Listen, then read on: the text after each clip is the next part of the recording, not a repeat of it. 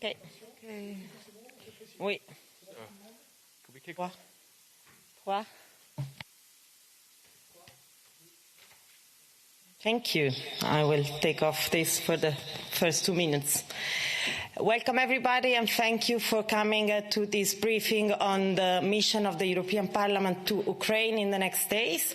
I am here with Mr. David McALLISTER, who is chair of the Committee of Foreign Affairs, and Mrs. Nathalie LOISEAU, who is chair of the Subcommittee on Security and Defence.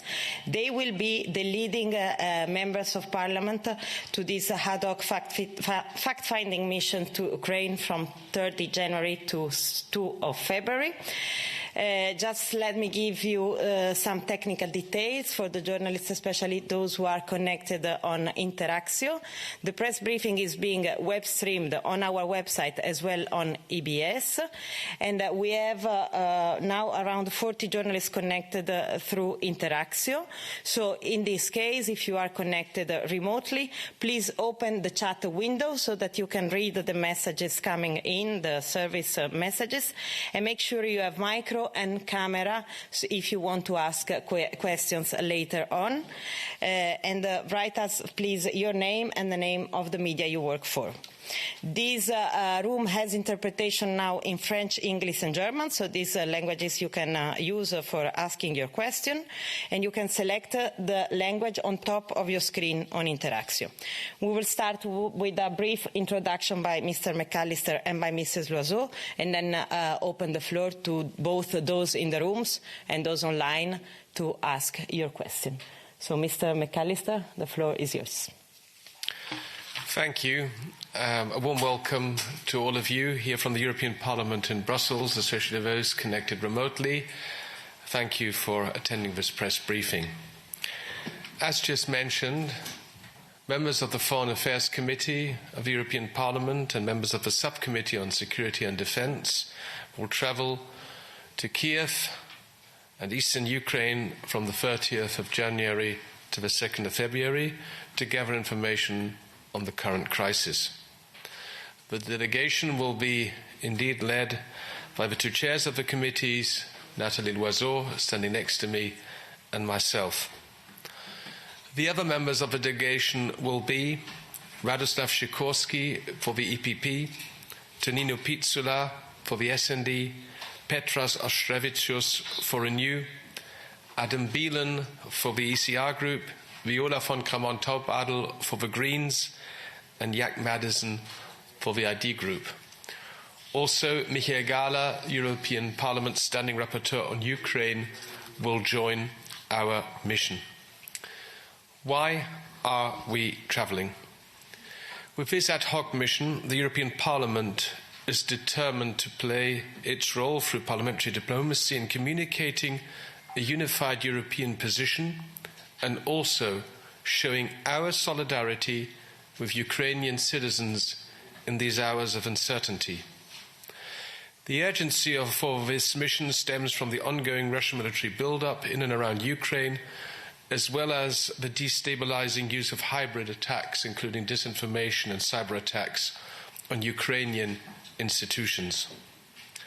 The European Union is united in its condemnation of Russian intimidation of Ukraine and in the face of Russian attempts to undermine European security and democracy.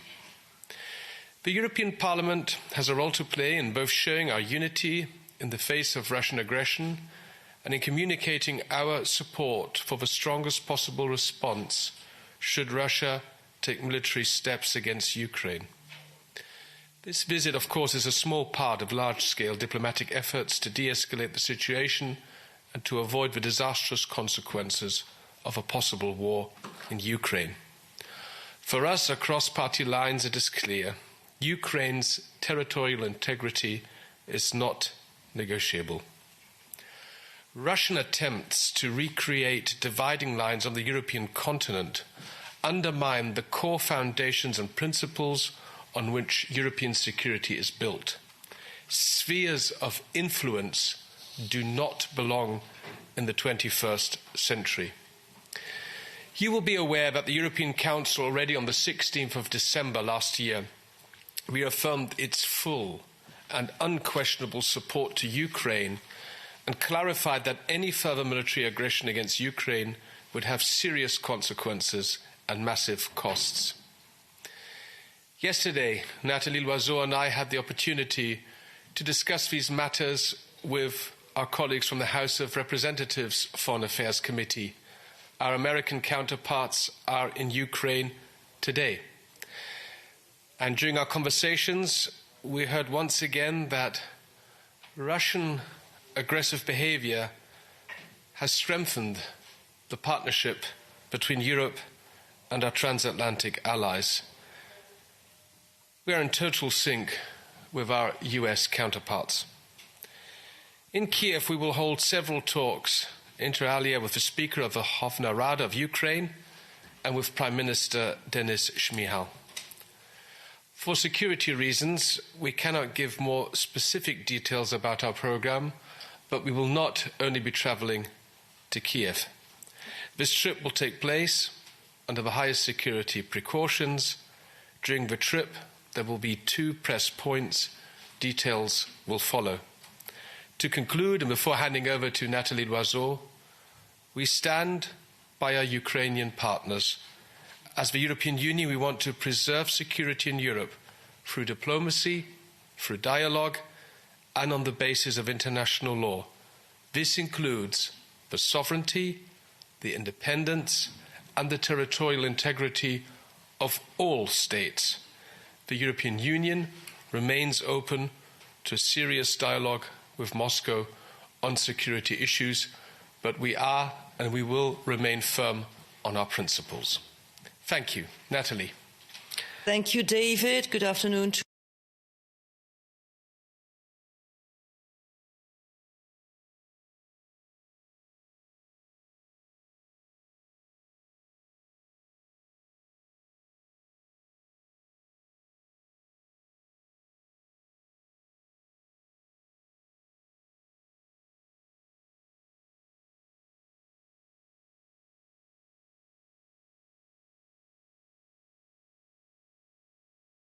the ongoing use of hybrid methods, cyber attacks, disinformation campaigns, and also the use of private military companies, including the Wagner Group.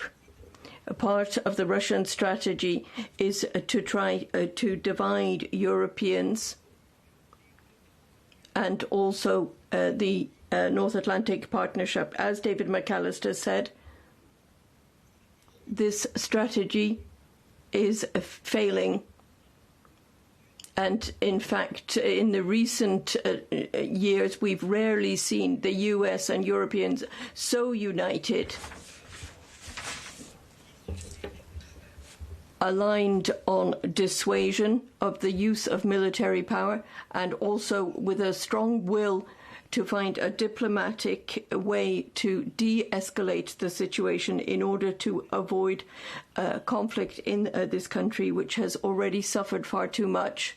The diplomatic efforts are very highly coordinated at every level, every day, whether that is within the context of US and members of the EU, together with Russia in clear dialogue or in multilateral fora in the OSCE NATO format. And there was a meeting of Sherpa in Paris yesterday. The question of the security architecture of Europe is a key issue. We have said nothing which affects Europe can be done without Europeans, and we also say that anything affecting Ukraine cannot be done, can be done without the Ukrainians. We are aware of troop movements, the movement of military equipment, not only at the eastern border, but also in Crimea, and also movements towards Belarus. And we are also getting information about naval exercises in the Azov Sea. These are signs of intimidation, and it is difficult to imagine that they are not part of aggression. And we know that there's an increase in hybrid attacks. What can be done to support Ukraine is being done. Certain members of the EU are providing additional military capacity to Ukraine and also are strengthening NATO's rapid reaction forces, in addition to bilateral support, which is being provided by the US, the UK and Canada. The EU, the Lithuanian Cyber Defence Force is being used, and further funds have been released as part of the European Peace Facility. The EU, as David McALLISTER has said, is preparing the possibility of massive, unprecedented sanctions if Russia should take military action. These are not empty words. There are already sanctions against Russia, and all of the Europeans have been very clear about their willingness to go further, much further, if Russia should increase its attitude towards Ukraine. And so this is a mission which is intended as a fact-finding mission. Listen to what the Ukrainians have to say to us, to listen to their concerns, to their level of preparation and expectations, and also playing a role in parliamentary diplomacy to show our unity and solidarity towards Ukraine. Merci beaucoup. Je regarde Dallas. I'm just looking to the room now to see whether there are any questions in the room. No? Floor to Sandor from Euronews. Sandor, please, you have to click on the speak button, and then we give you the floor, and you click again. Yes, can you hear me? Yes, and we can even see you. So go ahead. Great. Thank you very much for this briefing. The question goes to both of the chairs. So you said that the message you are bringing to the Ukraine is a show of support and a show of unity from the European Union side. But at the same day, on Tuesday, Hungarian Prime Minister will be in Moscow dealing with Vladimir Putin. So do you think that this visit of the Hungarian Prime Minister will affect in a way the unity of the foreign policy of the European Union or not? What is your opinion on this? Is this the right time to have a bilateral talk with Vladimir Putin? Thank you. Want to kick off? Yeah. I think I will answer in English. I think that bilateral talks with Vladimir Putin are going on.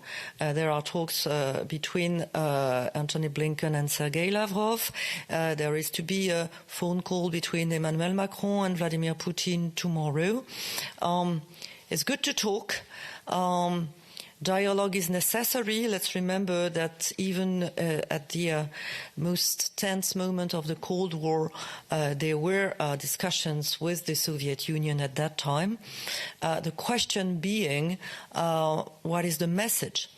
And we have to make sure that we have a coordinated message, because we have no doubt that Vladimir Putin is trying to divide us. He had a video call with Italian businesses yesterday, and he will probably try to continue and to test us to see what is our resolve and to see the level of our support to Ukraine. So I sincerely hope that Viktor Orban fully realizes what's at stake and that he will stick to the message of unity of the European Union. You want to add something? I can underline what Nathalie LOISEAU just said. Dialogue and diplomacy with Moscow is necessary. There are many, many different communication channels with Moscow, and we don't criticize that. We have to be clear in our messaging towards Moscow, and it has to be very clear that the European Union, all 27 member states, in close coordination with our transatlantic partners, must be clear towards President Putin and the Kremlin that any military aggression against Ukraine would lead to massive consequences, and that we support the sovereignty, the independence and the territorial integrity of every country in Europe, including Ukraine. Thank you. I see online there are more questions, so we go on with Mr. Alan Franco from Radio Publique Suisse. If you can take the floor by clicking on speak and then wait 3 seconds and click again. Est-ce que vous m'entendez? Oui, très bien. Oui. Good afternoon. Thank you very much for organising this press point. Now, above and beyond the symbolic significance of your visit for the Ukrainians, what else? What can you do to bring about a peaceful de-escalation and resolution to this conflict situation? We all know right now that national diplomacy is taking the lead here, and it's not a European diplomacy necessarily that is crucial in this situation.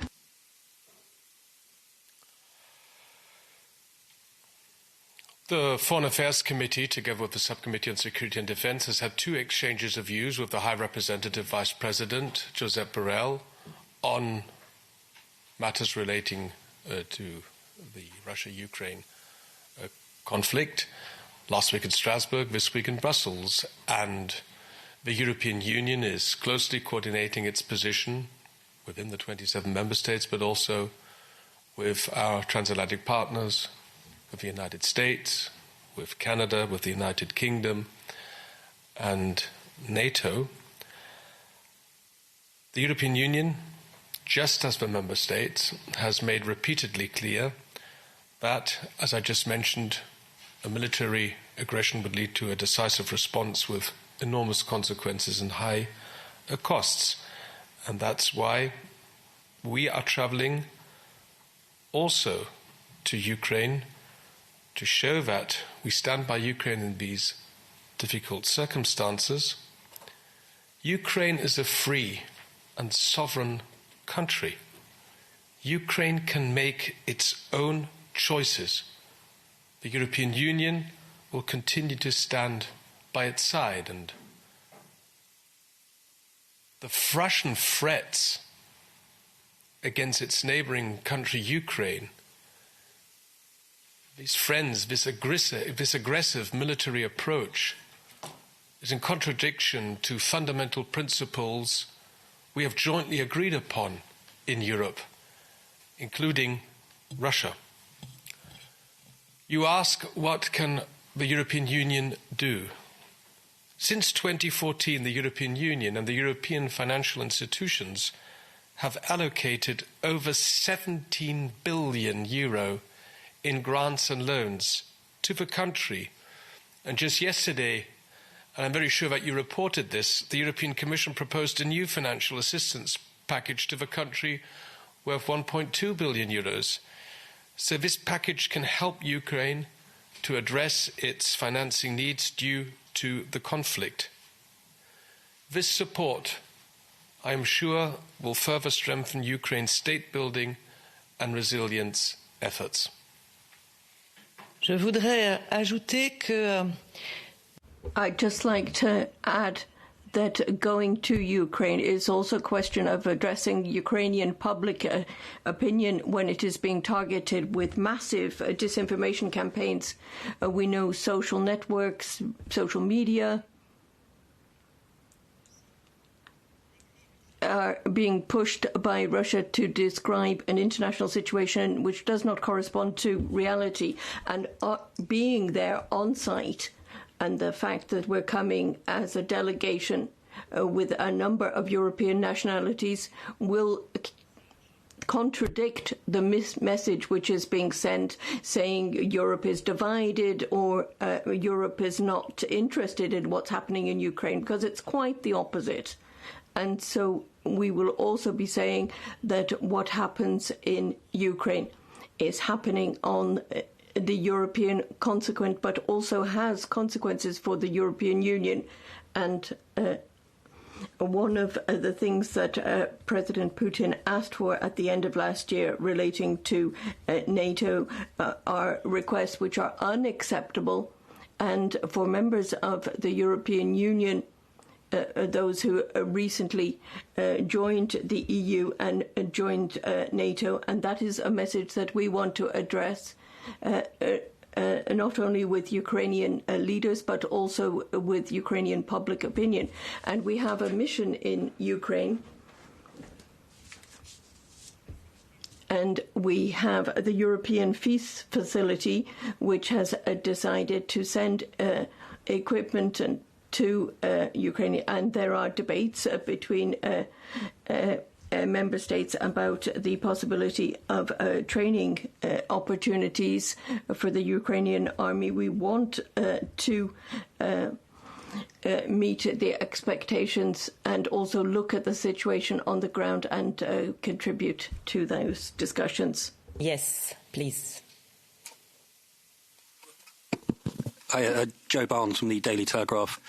You were speaking about training missions there, and there's a current debate going on in the Council about having a high political visibility in Ukraine, and a number of member states, including yours, Mr McAllister, have opposed that in favour of a more kind of low-key approach because they're worried about being seen as showing potential aggression or kind of doing something that could tick off Vladimir Putin.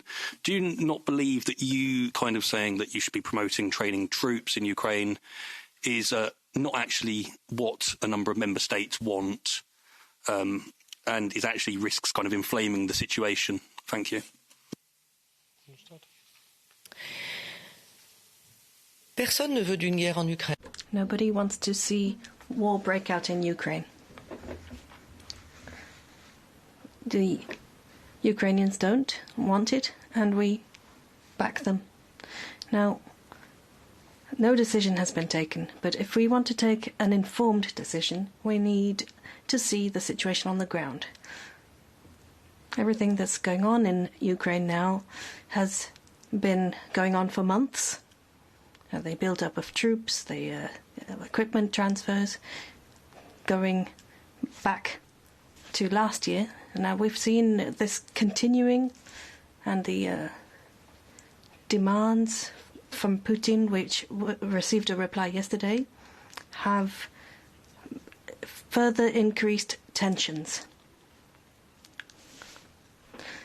Now, don't believe rumours, don't listen to the leaks coming from EU officials to decide on what is and isn't fact in the region. Nobody wants to inflame the situation, except perhaps Vladimir Putin. So if we can wish to follow the path of diplomacy, we must also follow the logic of dissuasion. Our mission to Ukraine, Mr. Barnes, is a fact-finding mission, so we're also here to inform ourselves firsthand. I was last in Ukraine in 2019 to observe the parliamentary elections at that time, and we will be very keen to hear from our Ukrainian counterparts what exactly they expect from us. I think that my impression is that the 27 member states agree on many points as regards the situation in Ukraine, but of course there are still discussions ongoing about the details. And I can just underline what Nathalie LOISEAU said. It's better to listen carefully, to observe, and then come back and also give input to the debate here. How to react to this Russian aggressive behavior? I think one thing is very important to underline, and the High Representative and Vice President Josep Borrell was very clear when he addressed our committees this week. Any kind of military aggression would lead to a decisive response with enormous consequences and high costs. And all the various options the EU has are currently being examined and discussed. Of course, in the end, all 27 member states must agree. Sanctions cannot be decided unanimously in the Council. But we need to be prepared in case things further deteriorate. And here I can only call on all 27 member states to show as much unity as possible, but not only within the 27, but of course we need to closely coordinate this with our allies and partners in the United Kingdom and Canada and the United States, just to name three. Thank you. There was Sabine Arnaud, the challenge online. I don't know if she's still there, Sabine, and wanted to ask a question. Otherwise, we have, yes, Sabine. Press, please, and then press again when you're ready. Is it okay? You hear me? Oui. Bon. Bonjour, Sabine Arnaud. Good afternoon. I have a question. I just wanted to know whether or not after the mission you will have a mission to Russia. Is that something would be possible or useful? Your turn. No, we're not planning to go to Moscow. We decided to send this ad hoc mission to Ukraine after our meeting with the High Representative last Monday in Strasbourg, because it's about showing solidarity with our partner, Ukraine. And you will also know that for a number of reasons, the European Parliament in the moment doesn't have contacts with our Russian Duma colleagues, with Duma representatives, let's put it that way, for obvious reasons you are well aware of. The last term, members of the European Parliament were blacklisted by Russian authorities, and since then we are showing solidarity with our colleagues who were blacklisted, because we don't let Russians decide who can travel on our behalf to Russia and who can't. Natalie? Je n'ai rien à ajouter. I have nothing to add to the response you've just given. Allora, Pietro, please. Pietro Guassamacchia, ANSA News Agency. One quick question. Recently we saw the decision by United States to withdraw all family of the diplomats from the country. This decision that was not followed by EU, because Borrell said that no information in EU possession justified such a move. You just confirmed that the cooperation between EU and United States is full ongoing and clear, like how this diversion of views?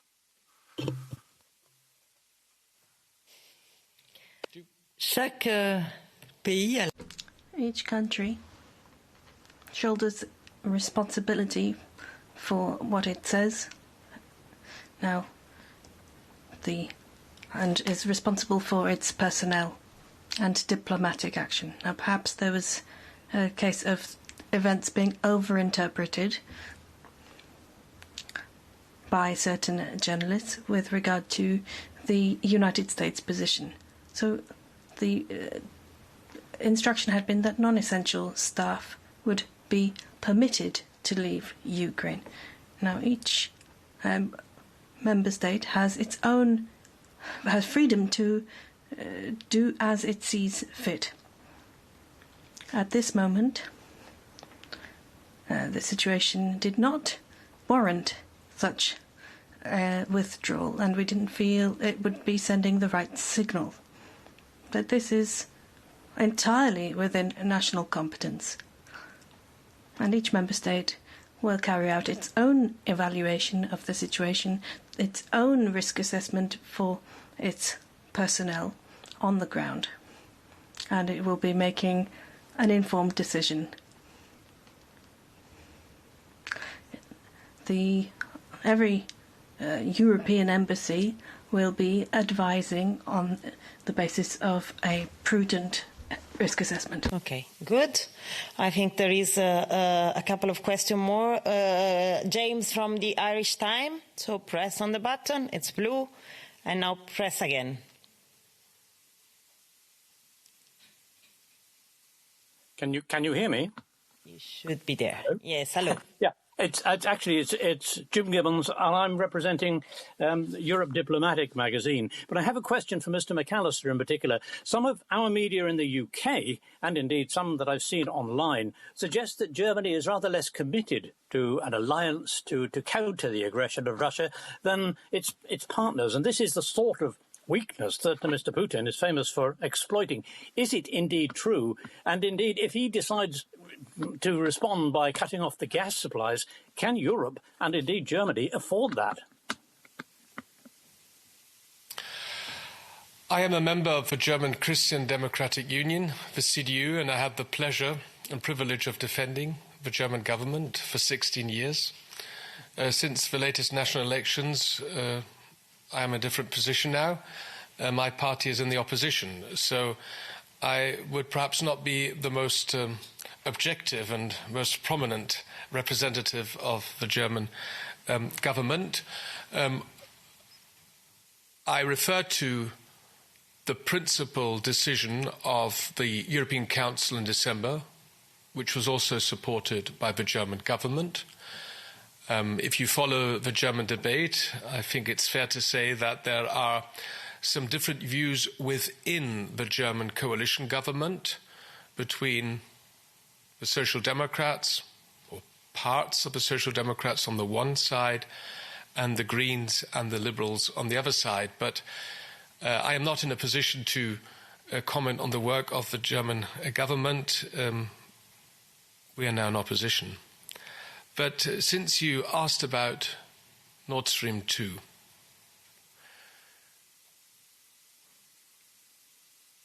if Nord Stream 2 will be stopped or not depends definitely on the behavior and the actions of the Kremlin. If the conflict with Ukraine does escalate militarily, this project, from my point of view, cannot move on. In principle, all energy infrastructure projects must fully comply with European energy law. This also applies to Nord Stream 2. The Bundesnetzagentur, that is the German agency, is currently conducting the certification procedure. This is an ongoing process. So far, not a cubic meter of gas has flowed through this pipeline. From my point of view, and I've been following this debate now for many, many years, and especially if you're an MEP from Germany here in Brussels, from my point of view, it is becoming increasingly clear that the geopolitical implications were underestimated at the beginning of this project. There have always been different views on Nord Stream 2 within the European Union. You also will know that the European Parliament several times has voted on an opposition position to Nord Stream 2. Nord Stream 2 is linked to energy policy issues that affect transit countries in Eastern Europe. Nevertheless, we in Europe, and especially in Germany, will continue to need natural gas for a certain time to ensure our security of supply, especially because my home country, Germany, is not only quitting nuclear energy, but has also decided to leave coal energy sooner than originally planned. So what we have to do is, in the medium to long term, we need to reduce our dependency on Russian oil and gas by massively expanding renewable energies.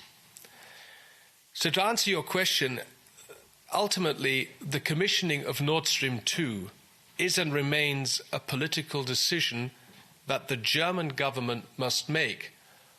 But as I said at the beginning, if the conflict with Ukraine does escalate militarily, for me it is very obvious that this project simply cannot move on.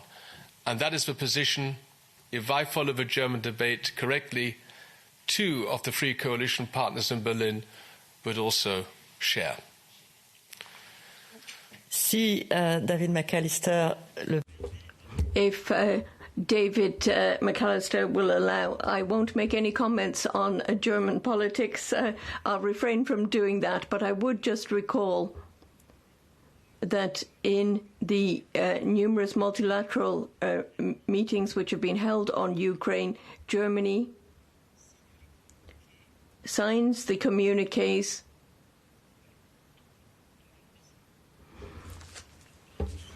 and has participated. The Chancellor has participated via video conference at European level and together with our US partners and the French President, as President of the Council of Europe, went to Berlin on Tuesday, and the Chancellor Scholz and President Macron had a press conference and demonstrated their unity on the question of Ukraine. So let's not play the game that the Russian regime is trying to get people to play, asking questions about differences, etc. The reality is important, and it needs to be stressed. There is unity within the EU to show firmness in light of Russian behavior towards Ukraine. And when you ask the question about gas, David McALLISTER very clearly set out the Parliament's position, which voted a number of times to ask for a reduction of the project. And you asked whether or not the EU and Germany can do without Russian gas. Now, I learned something during my studies, which is that the client is always king. And so I would just ask whether or not Russia, given its current economic situation, can do without sales of gas to Europe. I think that's a question. To Nathalie LOISEAU, that indeed the German government is closely coordinating its position with the Allies and the Franco-German initiative to re-establish the Normandy format. And you all know that Chancellor Scholz is closely coordinating with UK Prime Minister, the American President, the French President, Poland, Italy, and others. And Germany's position is very clear. And let me also, on a very positive note, underline the visit of our Foreign Minister, Annalena Baerbock, to Moscow a couple of days ago, where she was very clear and principled on her position. Thank you. So if no more questions in the room, there is one in the chat. There's one more. Okay, first in the chat then. There are two in the chat. Gabriele Frongia is getting back on the theme of sanctions. What is the Parliament position on the possibility of adopting more incisive sanctions against people and entities in the Russian Federation compared to the current system of sanctions?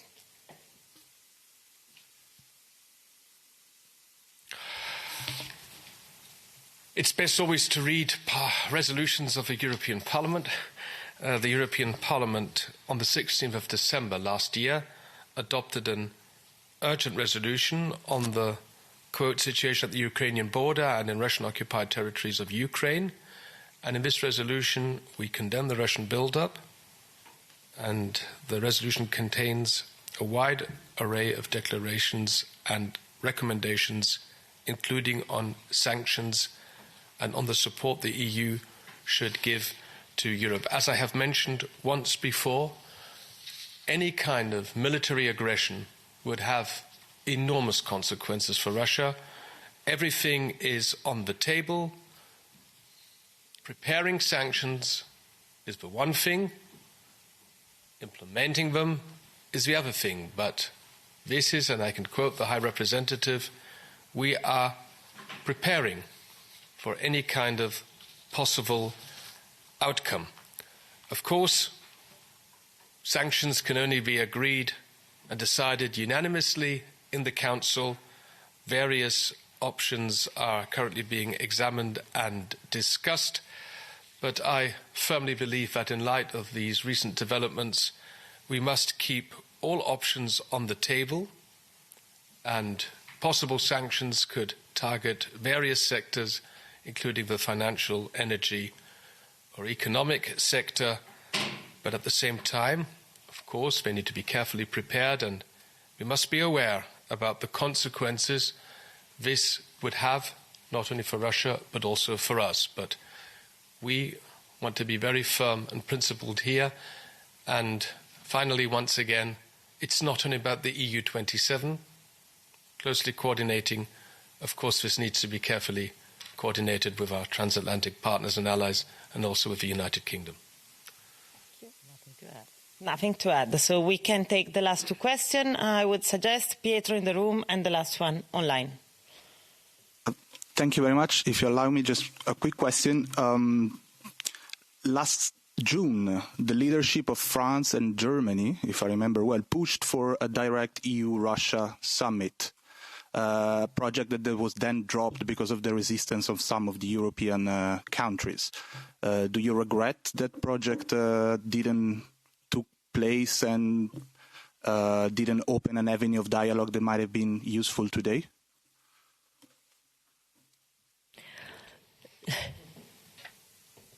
On a effectivement.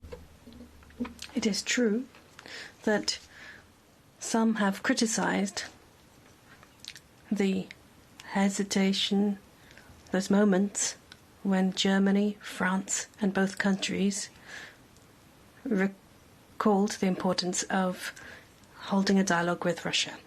Now, what actually happened? That there's dialogue that was relaunched between the United States and Russia. Now, that is a good thing. It's a good thing that the United States and Russia are on speaking terms.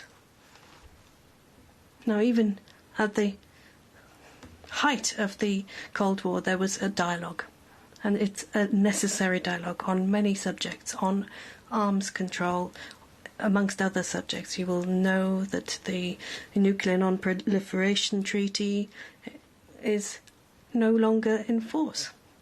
And this raises many questions and concerns. Now, does this mean the European Union will take a step back? Well, I would point out that the United States diplomacy is very careful and to ensure that it will coordinate with Europe, with the European Union, but also with its member states. However, if we are speaking, after all, about security in Europe, and that discussion cannot happen without Europeans at the table. So we must have a coordinated position, a united position that we all defend and back.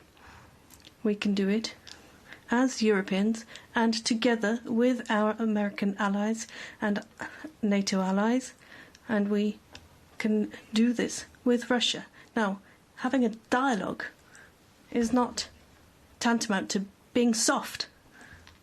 It's about stating clearly what the principles are that we defend, what the red lines are, and making it clear that we defend sovereignty and that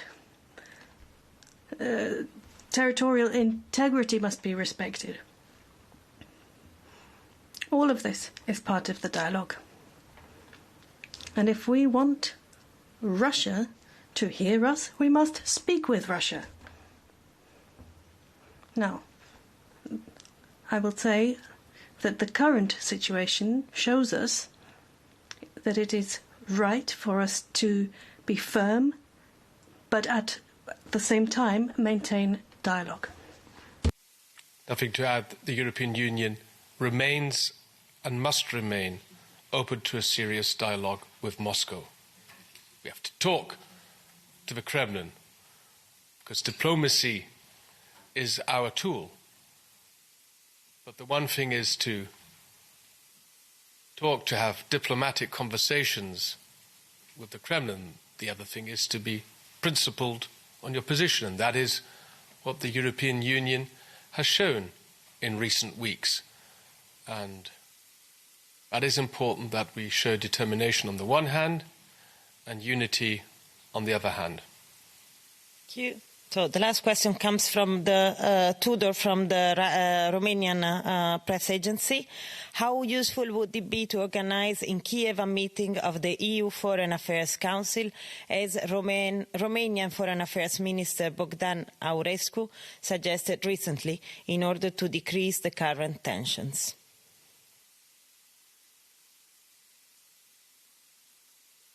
Well, I'm not in a position to comment on that. That is up to the foreign ministers and the 27 member states to decide. We, as a European Parliament, are sending this cross-party delegation to Ukraine to show our solidarity with Ukraine and its citizens. Évidemment, rien à ajouter sur le plan Of course, I have nothing to add on the diplomatic question.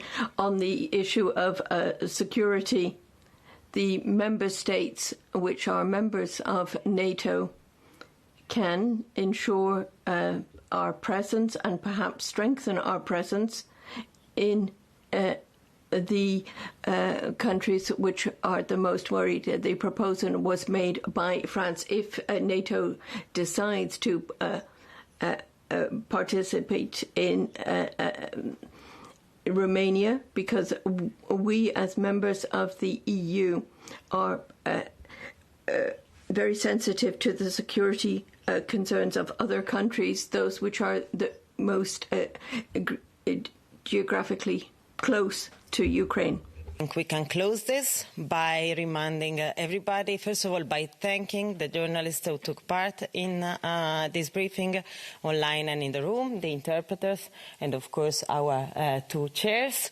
and reminding all of you that, as Mr. McAllister underlined, we can still not publish the program of this mission for security reasons. Nevertheless, there will be an EBS crew following the MEPs in Ukraine, and you will be able to get the images and broadcast quality footage from the ground and from Kiev and the other parts of the trip, as well as press activities that will be organized in loco by our colleague Sniezana Kobeszak-Zmodis, who will be accompanying the mission there.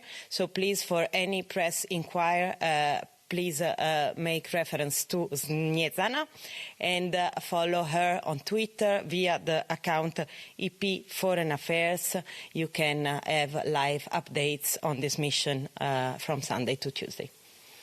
Thank you very much, and good luck, if we can say, with your trip.